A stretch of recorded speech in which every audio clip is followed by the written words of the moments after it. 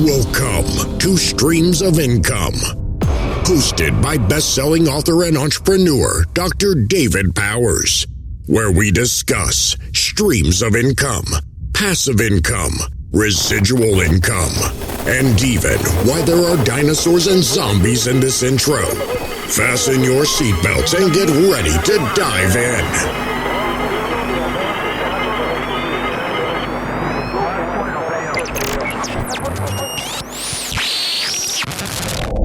Hey everybody, welcome to the Streams of Income podcast, and we are here with Bryan Fink, Mr. Scattered, and I'm going to let him do a little intro for himself, and so we get a chance to meet him, and we're going to dig into what he does and some interesting things. And so he and I actually met in Membership Freedom. There've been quite a few people on the podcast from that group, mainly just because there's so many amazing people in that group. And so Bryan, I tell you what, go ahead. And before I let you do an intro, I am wearing my Scattered t-shirt for everybody that's watching the video version. And Bryan's wearing his as well. He sent this to me a few weeks ago, and I wanted to be sure I wore it for the podcast to put a little advertisement out there for him. All right, so Bryan, go ahead and kick it off. Tell us who you are and what you do. Sure. Well, first of all, Dr. Dave, thanks for having me on. I am very much appreciative of it. I'm looking forward to having a good conversation with you. So in a nutshell, I am just a guy who wants to be helpful. I know that sounds like a cliche. It sounds like a silly statement, but I'm someone who throughout my life has been very scattered. I had ADHD my entire life when I was growing up. Going through school, I always had a bit of difficulty. I knew I had the intelligence. A lot of the times the issues were focus. The issues were being able to stay on task. And there were some emotional issues in there as well. But as I got older and I learned more how to lean into it, I started utilizing that in ways to try to be helpful to others. So I worked for a few years as what's called a peer support specialist, and I was helping people in the mental health community. Maybe they had just come out of a hospital. They had just come out of a group home. They were trying to get acclimated back to their life. And I found a lot of great joy in that.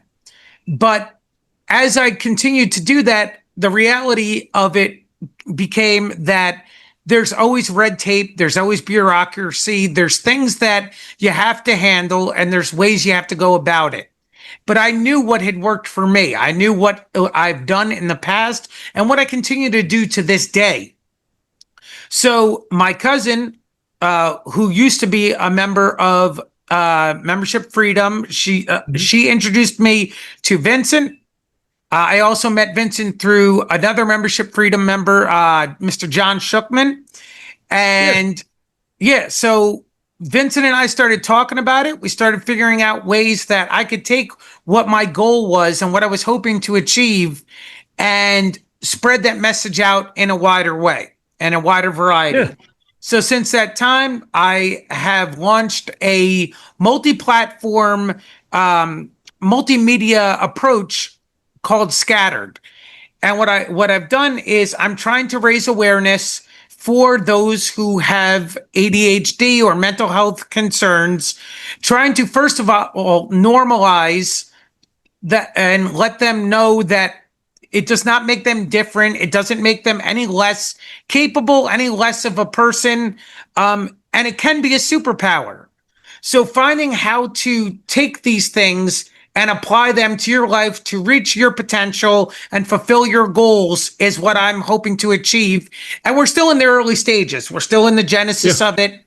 But that's what the long-term goal is. It's normalizing, it's accepting, finding ourselves. Okay. Yeah. And so a membership site, is that your going to be the primary income source? Or do you have, what all do you have set up for income sources with that? So mainly, yes, it'll be a membership program. We're building right now. We're about to kick off our beta group, which is going to be a small closed group. We're going to run it for 2 months.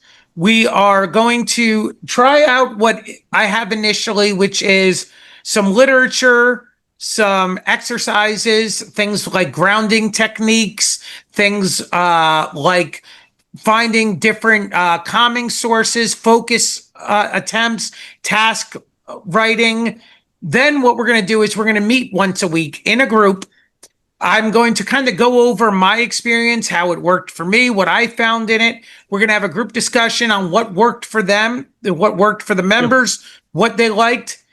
And at the end of the week, we're going to have a survey that goes out. This survey is going to allow the members to let me know, hey, Bryan, this was awesome. Hey, Bryan, we could improve on this. I think you did great focusing on this. I'd like to see you do better on this. This is all to say that eventually I want to work out the kinks, and my timeline as of right now, if all goes well, is early 2026. I want to be able to kick this off to the public and have a format that is going to be beneficial to all those who are willing and looking to join the community. Yeah. Okay, man. It's been my experience that people that are scattered are like everyone's scattered in their own way. And I can't imagine the number of email reminders you're going to have to send out for those meetings. You know what? I'm going to have to send a bunch to myself first to make sure I remember to send out those email reminders. So there's a lot to it, but it's true that there'll probably be a lot of that, and I'm sure there'll be some growing pains. But man, once you get a system in place, and once you have something that you can really buy into and you really believe in, it makes it all more worthwhile.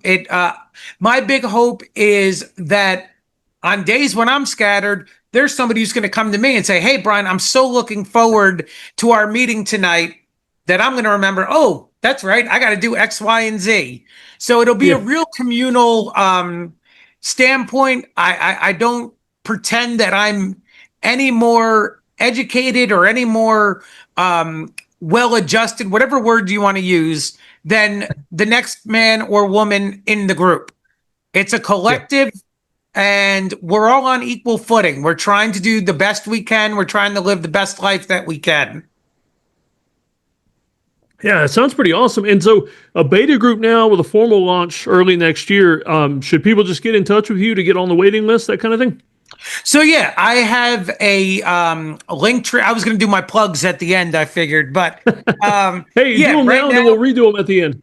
Oh, perfect. So listen, if we're going to do that, then I might as well start with the most shameless of plugs. Yes, there's the T-shirts. Which has the QR code on the back, I might add. We've got, thank you, Dr. Dave. We've got ball caps, and as of August 12th, hold on, I've got my filter on so you can't see it too well. But as of August 12th, I hold in my hand Scattered, My Journey Through ADD and Self-Discovery.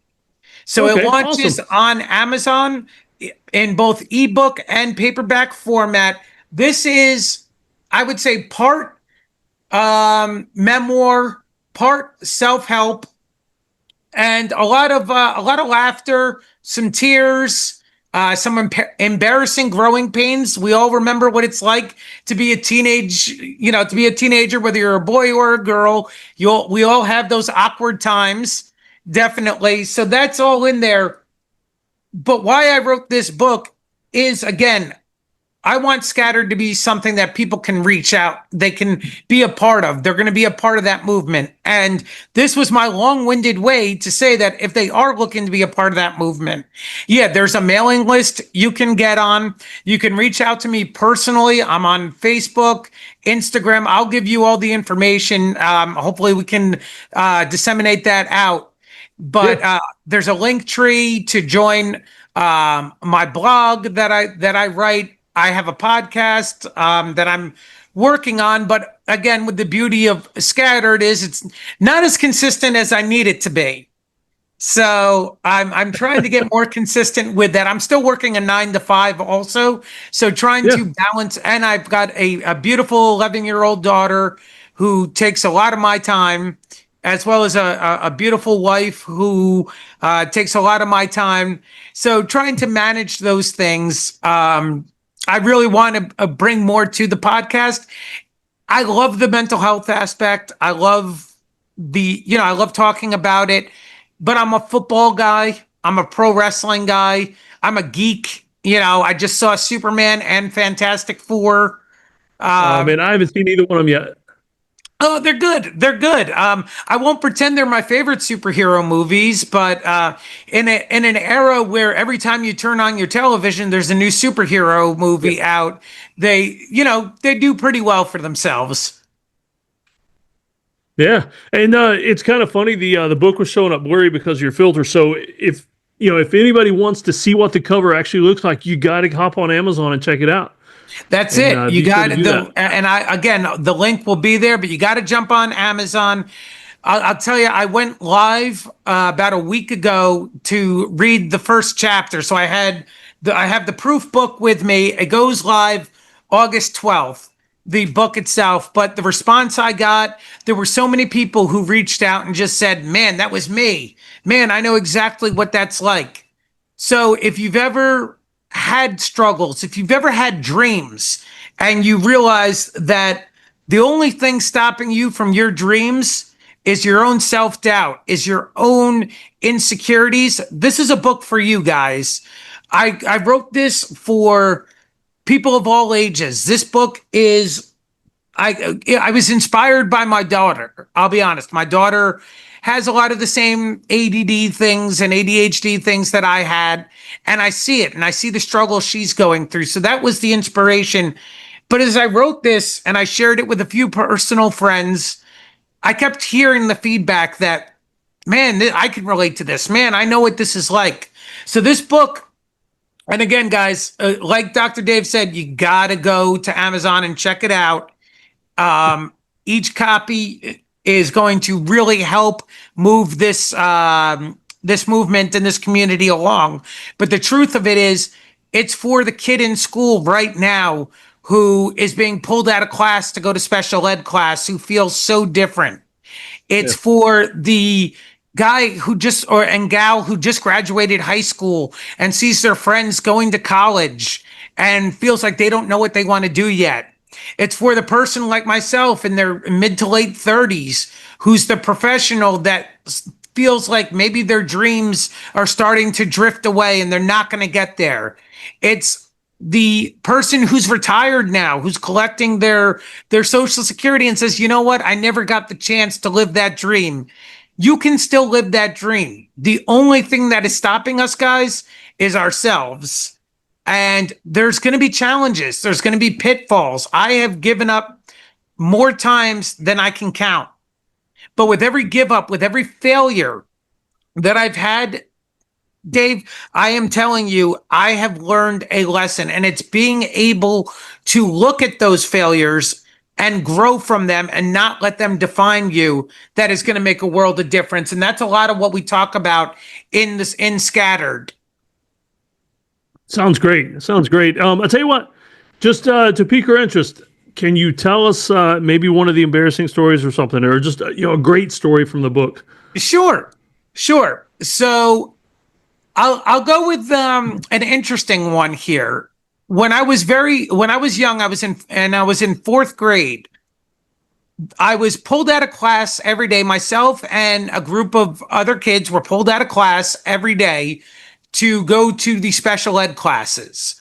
So I had my homeroom teacher. I was in there for social studies and for math. But for English, I was pulled out every day.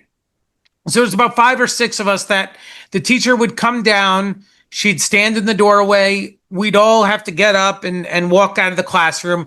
It was a very alienating feeling. But the most alienating thing was that year, the mainstream kids read a book. Dr. Dave, I cannot tell you the name of the book. I have no idea. They were getting to act out this book. And the lead was this girl that I was completely crazy about. And she was the lead character. And she was one of the mainstream kids. So I fought and I clawed and I scratched and I begged. And, I'll read the book. I'll do this. I'll do that. I tried every negotiating tactic that a 10-year-old could think of to try to be a part of this play, because in my eyes, I was going to be Leonardo DiCaprio. I was going to be, the leading man who I was going to be Tom Cruise and sweep her off her feet with my amazing acting skills. That day never came. I wasn't allowed to participate. It was for those mainstream kids. It was the story of Rudolph. I had the red nose. I couldn't join any reindeer games. Yeah. The play came and went. I cannot tell you anything that happened. But her character, the girl's character, asked for a bowl of Manhattan clam chowder. Since that day, it has been my favorite soup, and I will eat it anytime. I don't know what the play was about. I don't know what the book was even called. I know her character asked for clam chowder, Manhattan clam, I might add, and I was so captivated by that. So that's the way the ADD mind sometimes works. We can get hyper-focused on what might be the silliest thing in the world.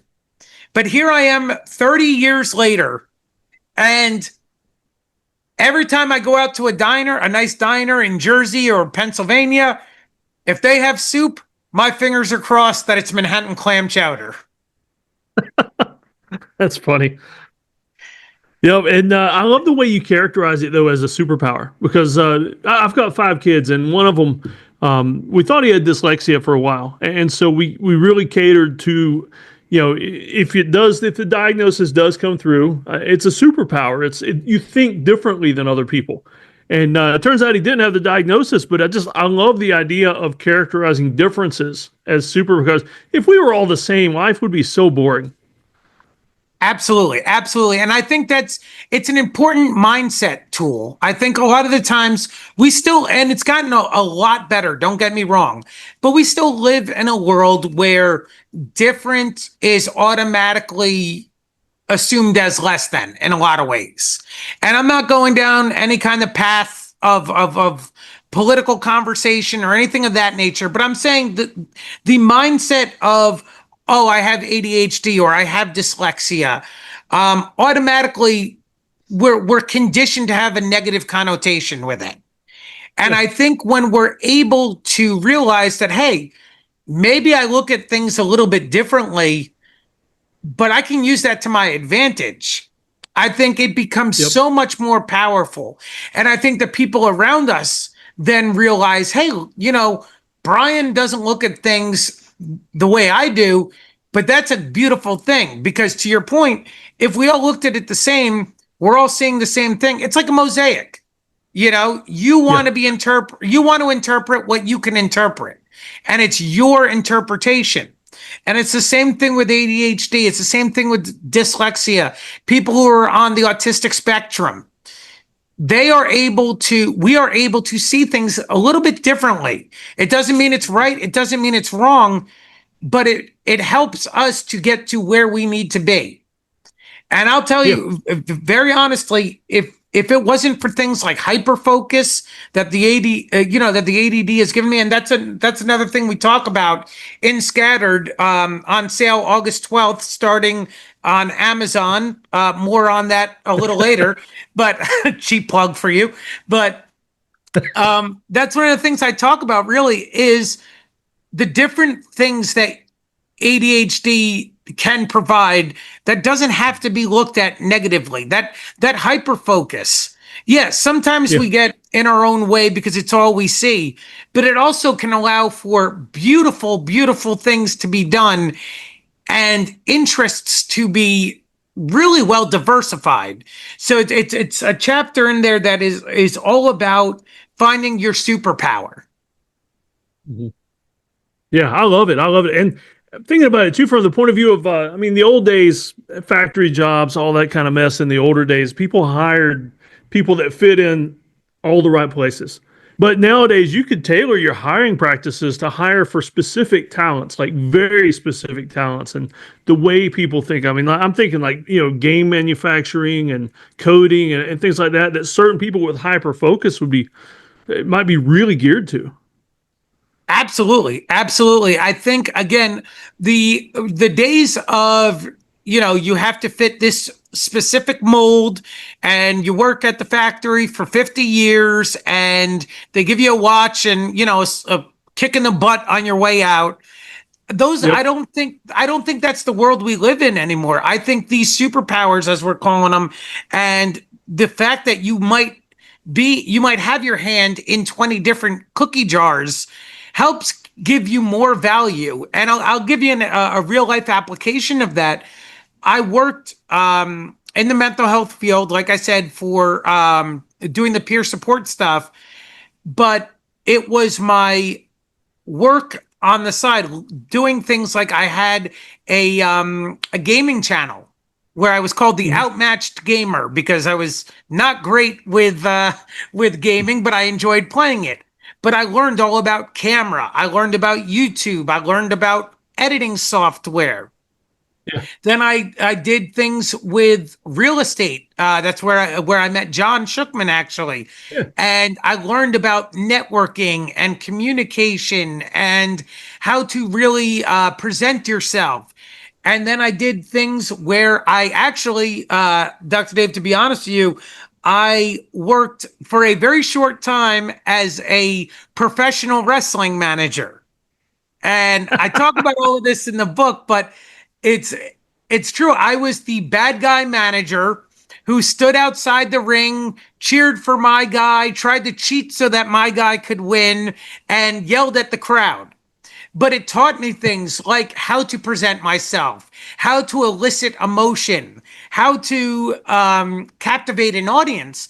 So I think the fact that people nowadays dip their toes into so many different avenues, it gives them such a better, diverse, and well-rounded approach that when employers do start looking for them, there's so many more avenues that they can go down now. Oh yeah, yeah. Man, I'm a little bit older than you, so I'm totally picturing Captain Lou Albano from the old days of wrestling. I always fancied myself Bobby the Brain Heenan. So I used to actually, my name was the Mastermind because I couldn't use the brain. So yeah, I was a bad Bobby Heenan ripoff, but I looked like, who was it? I can't remember the actor, but I looked like I was out of the island of Dr. Moreau. Oh man, you talking about the newer one? I know who you're talking about. Yeah. Yeah, that's awesome. I tell you what, so as we get ready to close here a little bit, I got a few questions, like rapid fire type questions. Sure, let's do it. Since we're both nerds, who's your favorite comic book character? Spider-Man, probably. I was a dork. I got picked on. I would love to have Mary Jane and Felicia Hardy all fighting over me. So yeah, Spider-Man, 100%. Yeah, all right, Spider-Man. And so if you could pick your top 3 resources, books, podcasts, people that other people should follow, just to set people up for success, what would your top 3 resources be?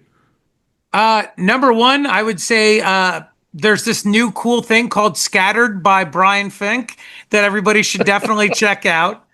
No, I think there's a few really good ones. The Path to Joy by Melissa Bloom is an amazing book where she breaks down the science behind joy.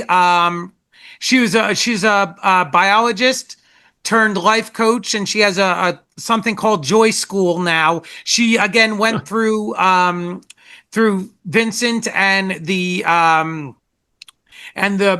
membership freedom, but she has a thing called Joy School. She's got this book, The Path to Joy, which again blends science and biology with real life application and emotion. And it's a great read. I would recommend definitely looking into, if you want to learn more about financial stability, because I think a lot of us with ADD sometimes struggle with that.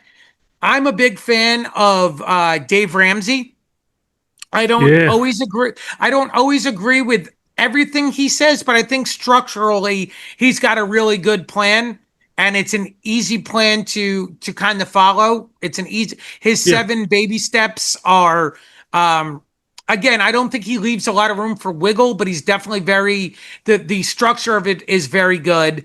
And then there's a book I forget who wrote it, but it's called Go Getters Give More, or Go Givers Get More. And it's more for people in the sales world, but it's about the idea of meeting the customers where we're at and serving a need. I think too many people, again, are chasing that short-term payoff, and they're not getting to know their customers, and they're not being solution-based.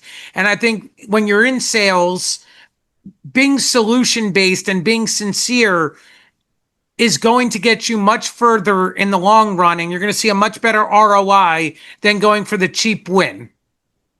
Yeah. Yep. Sounds good. Sounds good. I'm going to throw these resources in the show notes and everything because I always like to pass that on. And so final question, do you have like a life motto, anything like that? Like if you were to throw something up on a billboard, what would your motto be? You know Other what? than your scattered logo. Well, I mean, I have the scattered logo, but my mantra is, again, going back to being a geek, it comes from Rocky Balboa, I think. There's the speech with him and his son in the sixth movie where he says, it ain't about how hard you hit. It's about how hard you can get hit and keep moving forward. How much you can take and keep moving forward. That's how winning is done. And I think that's true. I think the more, we're going to get turned down a million times, guys. We are going to fail. It is part of the human experience. But you could take that failure, you can wash your hands of it and say, I'm done, I can't do it, which is what I did for many, many years. Or you could start looking inside and saying, what role did I play in this failure? What role did I play in not getting the result I was looking for? And then learning how to grow from that. So Rocky Balboa is probably my greatest fictional character. He was the million to one shot. And, yo, Adrian, I'm hoping to do it. Yeah. Yeah. And a lot of people didn't like that movie, but I liked it. I thought it was a really good movie. Capturing some of the aging and everything. Yeah, I thought it was great. I mean, I'm also weird. I like Rocky 5, and I know most people hate that one. So I'm a little weird with that. But yeah, no, I thought Rocky Balboa was really good. Yeah, yeah. All right. So before we close out, and I'm going to put everything, including your links, in the show notes, but in case anybody forgot, what was that book again that's coming out in August? So it is Scattered, My Journey Through ADD and Self-Discovery. It's available on Amazon. The ebook is available for pre-order right now. Paperback goes on sale on August 12th. You can also find me linktr.ee.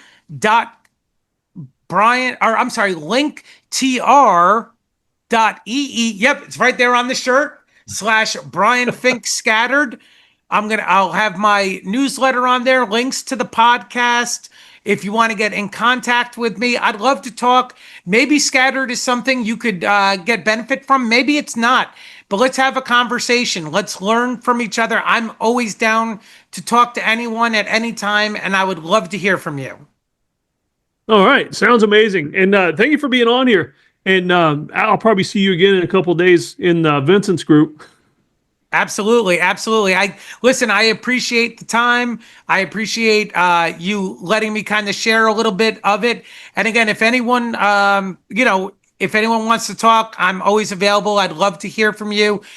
This is a community-based thing where everyone is welcome. We're all trying to grow together. So let's stay scattered, but stay connected. Yeah. Sounds good. Sounds good. I appreciate it, man. My pleasure. You take care.